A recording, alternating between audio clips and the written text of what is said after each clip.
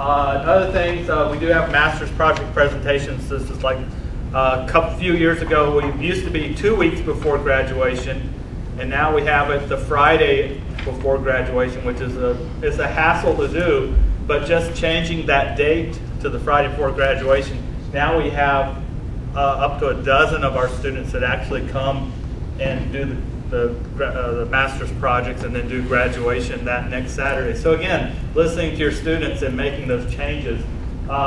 Even Dan gave his presentation there. And we actually, a few years ago, we started doing like a dinner again. So 1 year we did a Sodexo catered dinner. Last year we did Pizza Ranch. It doesn't matter. I told them it was a 4-star restaurant.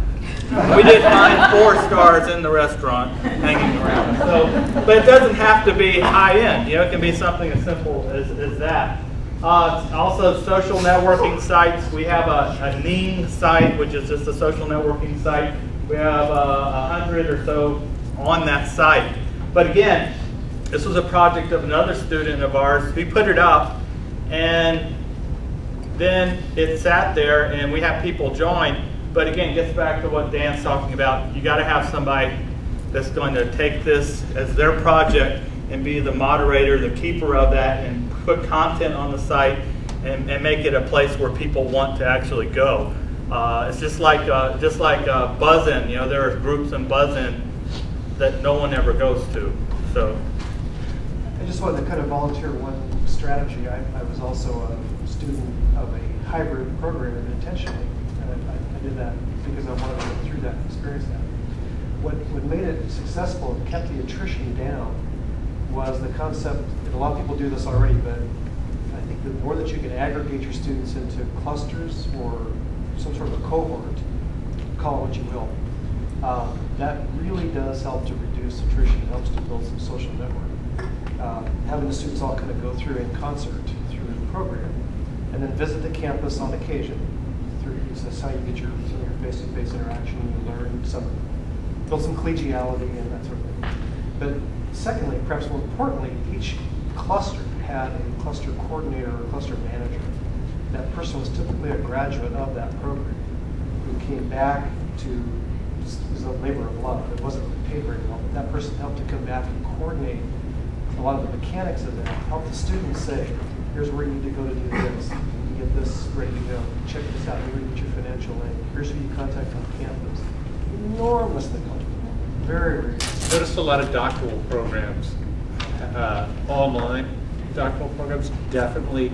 The other nice thing about a cohort, so you can start timing things together. You know, if everybody just kind of starts whenever they want to start and ends whenever they want to end, it's a little harder to say you're a group and you're going to go through this together and build all these relationships. I mean, it doesn't have to be absolute, but that's another thing. If I'm going to have an orientation session, you know, some people, like I started in December, and the orientation session for me, I started in summer, you know.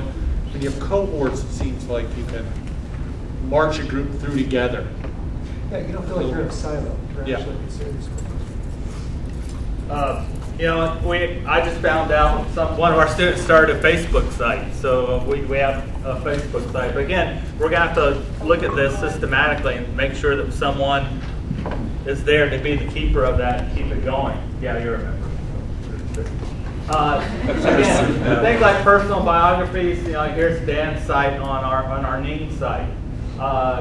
They're all helpful, but again, you have to have somebody to initiate that and keep it going.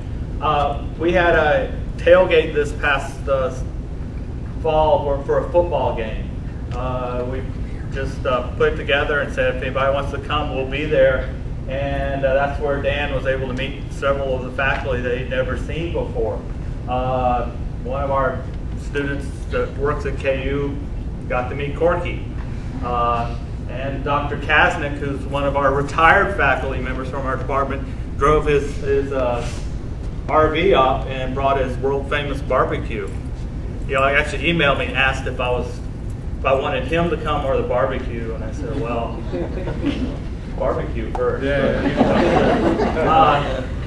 But again, so tailgates like this. Last year, in coordination with a conference we had up in Kansas City, T-Bones is a professional, the other professional team baseball in Kansas City, and they play out at the Legends. Yeah, real fun games and stuff like that. So we put this together, and I did this myself, with the department, and we had about 40 people that did it, and I was the morning of, people they say, here's my yeah, I'll pay. And then you get to that day and they call and say, I can't do it. And then I'm trying to scout tickets that day, trying to make sure, because I feel obligated that they can't come. This year, the real quick story, I decided, well, I'm not going to do that. And I found out that the Alumni Association in Kansas City is having an event on June 10th. Okay, so I sent out email to students. Last week, I called, made my reservation. I asked the Alumni Association, can I get a list of the people in my department that are signed up for this so I can know if they're coming? No, it's confidential. FERPA violation, can't do it. And that's where I think we're shooting ourselves in the foot. Here you have a department trying to do an event, trying to know if their own students are there, and I'm told I can't have that data. So that's frustrating, and that's another reason why we bring things out like this. Do you have any reason to worry about kind of like having the tailgate kind of thing and making that feel distant students far away, feeling alienated?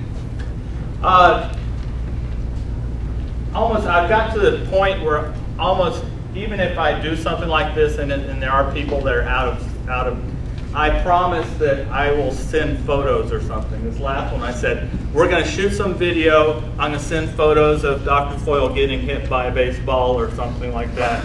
And so I make that effort like that. And almost any time I do anything on campus that I know they can't, if I can't find a way to bring it out to them, I'm very apologetic. I let them know that. So you're thinking about it. I'm thinking about it, and I think that's part of. They just want to. Part of it is they want to know that you're at least thinking about them and acknowledging that we haven't figured it out yet, but we know you're there, and we're going to at least get some photos to you. Something else we do, and again, I get into borderline silly with this, but again, we have a virtual pumpkin carving contest, and there's a website you can go to where they'll do a virtual pumpkin carving.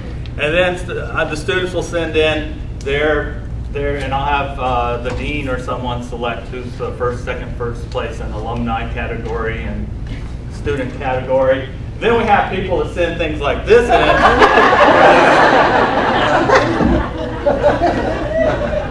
He said he wasn't, well, Hey, I didn't buy that out. It was purchased for me at Neiman Marcus. That's all I'm saying. That was his entry for the pumpkin carving contest.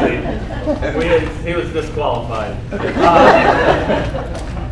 Even in March, we'll do an NBA basketball bracket contest, and this is where I scored this year. But the interesting thing is, I actually had a parent, graduate of our program, asked if 2 of his kids could jump in. I'm like, sure. We're just going for prizes or really no prizes. I don't have any money to give prizes, but bragging rights, I guess. So I had, an alumni and 2 of his kids in this, and actually the kids scored much higher than I did. So, but again, just providing things like this seem to help. So some other solutions, again, leveraging off-campus activities. Same thing. I think we talked about like Sidelight. We're going to go to that. In fact, I think that was the first time I met you face to face. Just tremendous. I mean, there are already things happening out there. This is the other thing. If you're asking faculty to come to a tailgate to build community, we also got to find ways to get that somehow to count on hours served. Again, that's you guys get to do the magic and figure out how that works. But relieve a little load here to increase